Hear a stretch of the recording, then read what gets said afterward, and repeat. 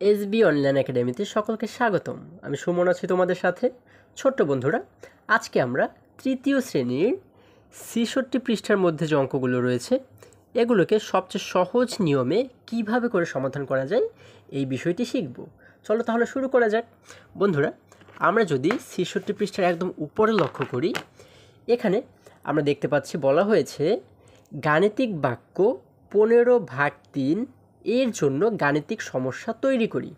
দেখো, এই যে আমাদের বলা হয়েছে গাণিতিক বাক্য ১৫/৩, অর্থাৎ এই ১৫/৩ এটিকে ব্যবহার করে আমাদের কি করতে বলা হয়েছে, গাণিতিক সমস্যা তৈরি করতে বলা হয়েছে। গাণিতিক সমস্যা বলতে আমরা কি বুঝি? আমরা বুঝি হচ্ছে গাণিতিক যে প্রশ্ন, সমস্যা মানে হচ্ছে প্রশ্ন। আমাদের কিন্তু ১৫/৩ এটিকে ব্যবহার করে আমাদের প্রশ্ন তৈরি করতে বলা হয়েছে। আচ্ছা দেখো, আমরা যদি একটু নিচে লক্ষ্য করি, এখানে বলা হয়েছে আমরা ২ ধরনের ভাগ শিখেছি। প্রথমত হচ্ছে প্রত্যেকে কয়টি করে পাবে, আর ২ নম্বরে বলা হয়েছে কতজনকে দেওয়া যাবে।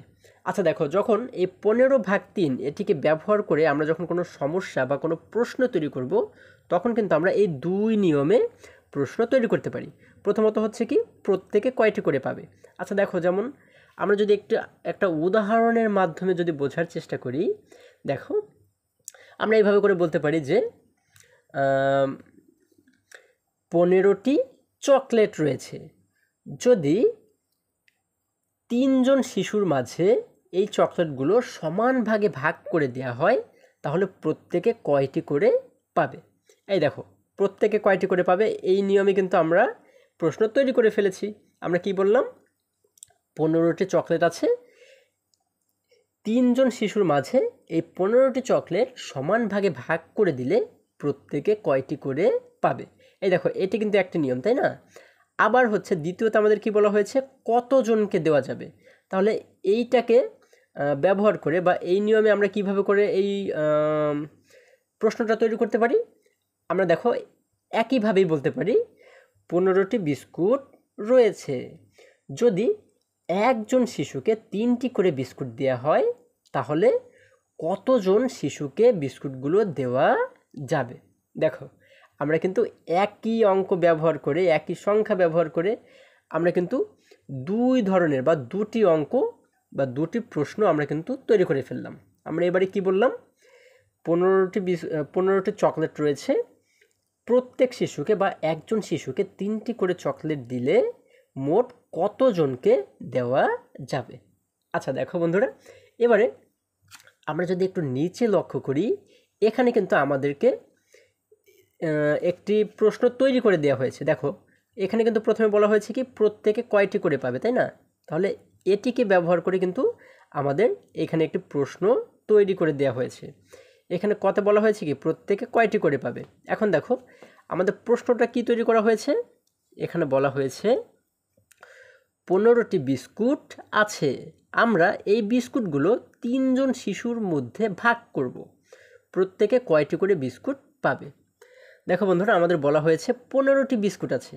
এই দেখো, এখানে কিন্তু আমরা ১৫টি বিস্কুট দেখতে পাচ্ছ। তোমরা যদি এখানে গণনা করো, তাহলে এখানে দেখবা তোমরা ১৫টি বিস্কুট রয়েছে। তাহলে এই ১৫টি বিস্কুট আমরা যদি ৩ জন শিশুর মাঝে ভাগ করে দেই, তাহলে প্রত্যেকে কয়টি করে বিস্কুট পাবে। তাহলে প্রত্যেকে মানে কি, আমরা কিন্তু এর আগেও শিখেছি কয়েকবার, প্রত্যেকে মানে একজনে।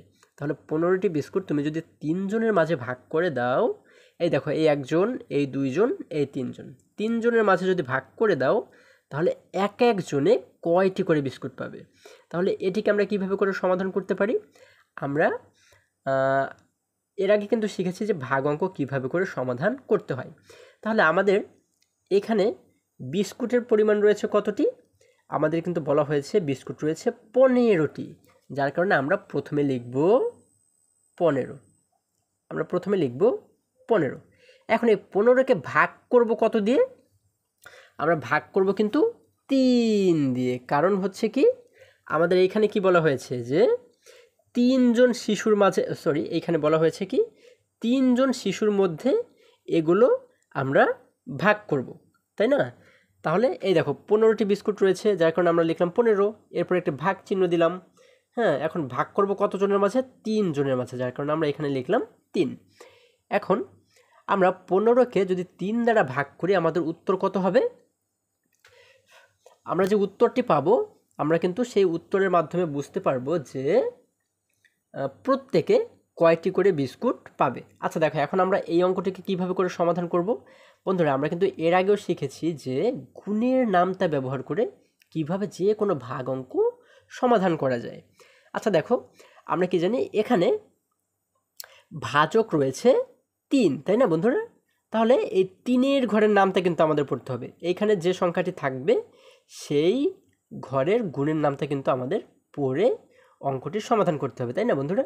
তাহলে দেখো, আমরা 3-এর ঘরের গুণের নামটা পড়বো। 3-এর ঘরের গুণের নামটা পড়তে পড়তে কত পর্যন্ত গিয়ে থামবো? 15 পর্যন্ত, কারণ আমাদের বিস্কুট রয়েছে কতটি? 15টি। আচ্ছা দেখো, তাহলে আমরা 3-এর ঘরের নামটা পড়ি। আমরা যদি পড়ি, দেখো 3 একে 3, 3 দুগুণ 6, 3 তিনে 9, 3 চারা 12, 3 পাঁচা 15। দেখো আমরা কিন্তু 15 পেয়ে গেছি। তাহলে আমরা কি পেলাম? 3 পাঁচা 15। তার মানে হচ্ছে 3-এর সাথে যদি আমরা 5কে গুণ করি তাহলে হয়ে যায় 15। আমরা পেয়েছি কি? 3 পাঁচা 15, তাই না বন্ধুরা? যার কারণে কিন্তু আমরা এখানে লিখে দেব কত? 5। অর্থাৎ এই 3 এবং 5কে গুণ করলে কিন্তু আমাদের 15 হয়। যার কারণে আমরা বুঝে নিচ্ছি যে আমাদের এখানে উত্তর হবে 5। অর্থাৎ এই 5 দ্বারা কি বোঝাচ্ছে? এই 5 দ্বারা বোঝাচ্ছে এক একজন শিশু 5টি করে বিস্কুট পাবে। 15টি বিস্কুট যখন আমরা 3 জনের মাঝে ভাগ করে দিলাম, এক একজন শিশু কয়টি করে বিস্কুট পাবে? 5টি করে বিস্কুট পাবে। তাহলে কিন্তু আমরা এটিকে সমাধান করে ফেললাম, তাই না বন্ধুরা? আচ্ছা দেখো, তাহলে এইখানে আমরা কি লিখতে পারি? এইখানে আমাদের যে বড় ঘরটি রয়েছে আমরা এখানে কি লিখতে পারি? আমরা লিখতে পারি 15 ভাগ 3 সমান সমান আমরা কত পেলাম? 3-এর সাথে কতকে গুণ করলে 15 হয়? আমরা পেয়েছি 3 পাঁচা 15। অর্থাৎ 3-এর সাথে 5কে গুণ করলে হয় 15। তার মানে 15 ভাগ 3 সমান সমান 5। অর্থাৎ 15টি বিস্কুট 3 জনের মাঝে ভাগ করে দিলে এক একজনে বা প্রত্যেকে কয়টি করে পাবে? 5টি করে। এইখানে দেখো, এখানে যে চিত্রটি আমরা দেখতে পাচ্ছি বা যে ছবিটি আমরা দেখতে পাচ্ছি, এখানে 15টি বিস্কুট কিন্তু দেওয়া রয়েছে। এই 15টি বিস্কুট যদি আমরা এই 1 জন 2 জন 3 জনের মাঝে ভাগ করে দেই তাহলে এক একজনে কয়টি করে পাবে? আমরা কি পেয়েছি? 5টি করে। তার মানে আমরা কিন্তু এইখানে 5টি করে বিস্কুট আমরা আর্ট করতে পারি। দেখো 1 2 3 4 5, এখানেও হবে 5টি, তাই না? ও পাবে 5টি। তার মানে 1 2 3 4 5, ও পাবে আরও 5টি। 1 2 3 4 5। দেখো প্রত্যেকে যখন 5টি করে পাবে তখন কিন্তু মোট হয়ে গেল বিস্কুট 15টি। দেখো তোমরা যদি এখানে গণনা করো এখান থেকে শুরু করে এই পর্যন্ত, তাহলে দেখবা এখানে মোট 15টি বিস্কুট রয়েছে। ঠিক আছে বন্ধুরা? এরপরে দেখো আমরা যদি একটু নিচে লক্ষ্য করি, এখানে আমাদের খতে বলা হয়েছে কতজনকে দেওয়া যাবে। দেখো এইখানে আমরা যদি একদম উপরে লক্ষ্য করি, এখানে কিন্তু আমাদের বলা হয়েছিল কি, দ্বিতীয়তে বলা হয়েছিল কতজনকে দেওয়া যাবে। এখন এইটাকে ব্যবহার করে এখানে খতে কিন্তু আমাদের একটি প্রশ্ন তৈরি করা হয়েছে যে কতজনকে দেওয়া যাবে। দেখো এটি দিয়ে কি প্রশ্ন তৈরি করা হয়েছে? এখানে বলা হয়েছে আমরা 15টি বিস্কুট কিছু শিশুর মধ্যে বিতরণ করব। বিতরণ করব মানে কি? আমরা তাদের মাঝে দিব বা তাদেরকে আমরা এই বিস্কুটগুলো কি করব? তাদের মাঝে ভাগ করে দিব। ঠিক আছে? 15টি বিস্কুট কিছু শিশুর মধ্যে বিতরণ করব যেন প্রত্যেক শিশু 3টি করে বিস্কুট পায়।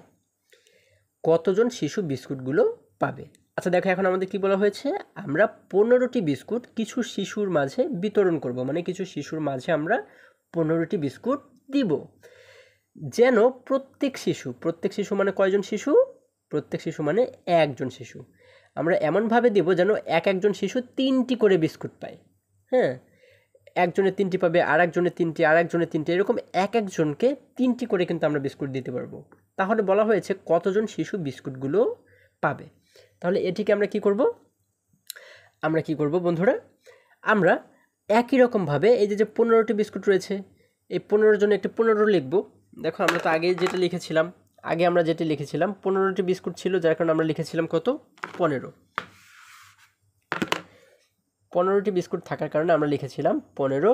এরপরে ভাগ দিয়েছিলাম, ভাগ দিয়ে কত লিখেছিলাম, আমরা কিন্তু এর আগেও 3 লিখেছি, আর এখনও কিন্তু আমরা 3 লিখব। কারণ হচ্ছে কি, আমাদের বিস্কুট রয়েছে 15টি, এবং এই 15টি বিস্কুট আমরা এমনভাবে ভাগ করে দিয়েছি যেন একজন শিশু কয়টি করে বিস্কুট পায়, 3টি করে। যার কারণে এই 3টাকে লিখলাম আমরা এইখানে, 15/3 সমান সমান। এখন যদি এই ভাগ অঙ্কটাকে আমরা সমাধান করার চেষ্টা করি, আমরা কিন্তু একই রকমভাবেই করবো, তাই না বন্ধুরা? আমরা 3-এর ঘরের নামটা পড়বো, হ্যাঁ, দেখবো যে 3-এর সাথে কতকে গুণ করলে 15 হয়। আমরা আবার আগের মতো করে নামটা পড়ার চেষ্টা করি। 3 1 3, 3 2 6, 3 3 9, 3 4 12, 3 5 15। আমরা কি পেলাম, 3 5 15, অর্থাৎ 3-এর সাথে 5কে গুণ করলে হয় 15। তার মানে আমাদের উত্তর হচ্ছে 15।